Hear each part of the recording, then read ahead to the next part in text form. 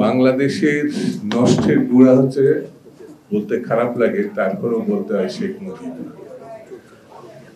যার কাছে মানুষের প্রত্যাশা ছিল ৭১ মুক্তিযুদ্ধের সময় সীমাহীন। তিনি ৭২ ক্ষমতা নেওয়ার পরে যে নির্বাচন হয় ৭৩ সালে, সেই নির্বাচন ছিল স্মরণকালের সবথেকে দুর্নীতিযুক্ত, লুটপাট এবং অব্যবস্থাপনা। আপনারা সবাই জানেন, আমি একটি মাত্র কারণ উল্লেখ করি। দাউদকান্দির খন্দকার মোস্তাক, তিনি হেরে গেছিলেন। ইতিহাস বলে ব্যালট বাক্স শেখ মুজিব হেলিকপ্টার দিয়ে ঢাকায় এনে সেই ব্যালট বাক্স পরিবর্তন করে তাকে জয়লাভ করিয়েছিল। ভাগ্যের কি নির্মম পরিহাস! শেখ মুজিবের পরিবর্তনের যিনি নেতৃত্ব দিয়েছেন বলে অনেকে মনে করেন তিনি হচ্ছেন খন্দকার মোস্তাক। ওয়ালটন এখন দেশের সীমানা পেরিয়ে পৌঁছে গিয়েছে 50টিরও বেশি দেশে। ওয়ালটন, ঘরে ঘরে, বিশ্বজুড়ে। আমি শেখ মুজিবকে বলবো, মানে এই কারণে তার নাম আমি স্মরণে নিয়েছি, নষ্টের গোড়া বলেছি। বীর মুক্তিযোদ্ধারা, লক্ষ লক্ষ মুক্তিযোদ্ধারা আত্মহত্যা দিয়েছেন, শহীদ হয়েছেন, ক্ষতিগ্রস্ত হয়েছেন, জীবনের সর্বস্ব হারিয়েছিলেন সেই সময়।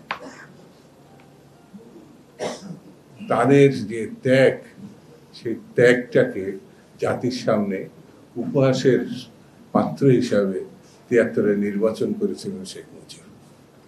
সেই জন্য মুক্তিযুদ্ধকে, মুক্তিযোদ্ধাদের যে অহংকার ইতিহাস, তার সঙ্গে শেখ মুজিবের কোনো সম্পর্ক ছিল না, কোনো সম্পর্ক ছিল না। তিনি পাকিস্তানে ছিলেন মুক্তিযুদ্ধের প্রারম্ভে। ২৬শে মার্চ তিনি চলে গেছিলেন। কেউ বলে আত্মসমর্পণ করেছেন, কেউ বলে নিরাপদ স্থানে চলে গেছেন। কিন্তু তিনি দাবি করেন তিনি প্রধান কমান্ডার, তার দল দাবি করে, আওয়ামী লীগ দাবি করে। প্রধান কমান্ডার কখনো পালিয়ে যায়? আমাদের বীর মুক্তিযোদ্ধা আমার পাশে যারা বসে আছেন, তারা রণাঙ্গনে নেতৃত্ব দিয়েছে, আল্লাহ তাদের জীবন রক্ষা করেছেন, নাই তো তারাও অনেক শহীদের মতোই হয়তো শহীদ হতো। শেখ মুজিবের শহীদ হওয়ার কোনো সুযোগ ছিল না। বন্ধুরা, তার ধারাবাহিকতা একসময় শহীদ জিয়া রহমান এসেছিলেন।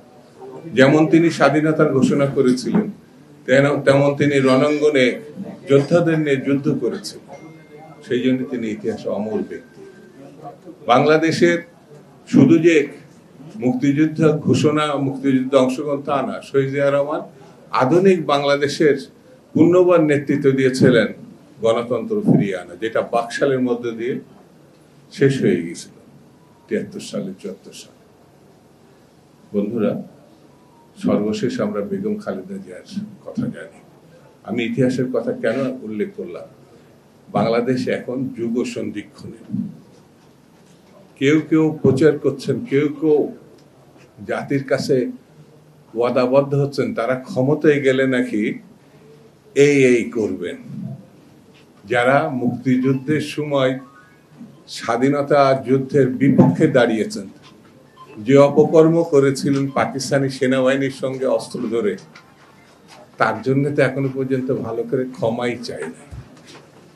আগে ক্ষমা চান, জাতির কাছে দুঃখ প্রকাশ করেন, তারপরে কি করবেন না করবেন পরে ভেবে দেখা যাবে। বাংলাদেশের মুক্তিযুদ্ধের একমাত্র দল বাংলাদেশ জাতীয়তাবাদী দল। বাংলাদেশের একমাত্র আশা ভরসার জায়গা হচ্ছে বাংলাদেশ জাতীয়তাবাদী দল, যার পরীক্ষিত নেত্রী দেশনেত্রী বেগম খালেদা জিয়া। তিনি জীবনকে বিপন্ন করেছিলেন কিন্তু আপোষ করেননি। ১৬-১৭ বছর আল্লাহ তাকে রক্ষা করেছে। দেশের মানুষের দোয়া এখনো পর্যন্ত তার কাছে আছে। যিনি কখনো ফালতু কথা বলেন না, তিনি যা বিশ্বাস করেন তার প্রতি দৃঢ় এবং শক্ত থাকেন। ১৬ বছরে তিনি মানুষের সঙ্গে ছিলেন। তিনি এমন সন্তানের জন্ম দিয়েছেন, যেই সন্তানটি বাংলাদেশের গণতন্ত্র রক্ষা করার জন্য অকুতোভয় সৈনিক হিসাবে মানুষের সব থেকে এখন শ্রদ্ধা ভালোবাসার মানুষ, তিনি হচ্ছেন জনাব তারেক রহমান। এই পরিবার, জিয়া পরিবার আর শেখ পরিবার আকাশ আর পাতাল।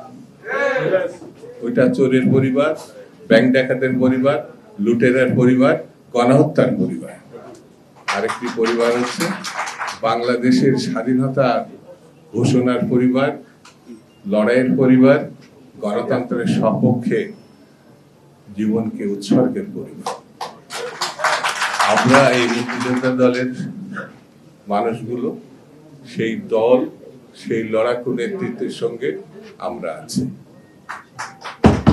কাজ শেষ হয়নি, কাজ শেষ হয় নাই। এখানে একটি নেতৃত্বমূলক পার্লামেন্ট প্রতিষ্ঠা করতে হবে, জনপ্রতিনিধিত্বমূলক সরকার গঠন করতে হবে, যেটি নির্বাচনের মধ্য দিয়ে শুধু সম্ভব। অন্য কোনো পথ, কোনো ব্যবস্থা নাই যেটি গণতন্ত্রের উত্তরণের জন্য বিকল্প কোনো পথ আছে, সেটি নির্বাচন। আমি সেই নির্বাচন সরকারের, বর্তমান সরকারের মধ্য দিয়ে প্রতিষ্ঠা হবে, এই প্রত্যাশা আমি করি, আমার দল করে, আমার সহকর্মীরা করে, আমাদের দেশের জনগণ করে। আমরা সেই অপেক্ষায় আছি।